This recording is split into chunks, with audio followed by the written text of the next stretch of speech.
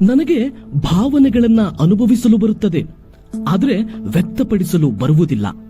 ನಾನು ಇನ್ನೊಬ್ಬರ ನೋವಿಗೆ ಔಷಧಿಯಾಗುವೆ. ನನ್ನ ನೋವಿನ ಕಾಯಿಲೆ ನನಗೇ ತಿಳಿಯುವುದಿಲ್ಲ.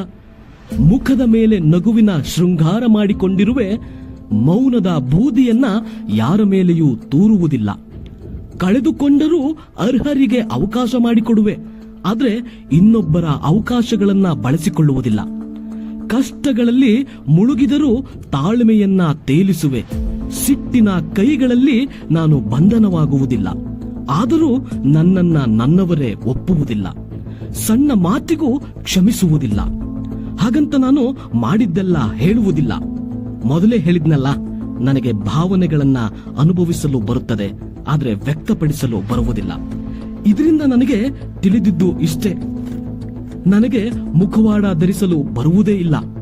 ನಾನು ಈ ಮಾನವ ಪ್ರೀತಿ ವಿಶ್ವಾಸಕ್ಕೆ ಅರ್ಹನೇ ಅಲ್ಲ.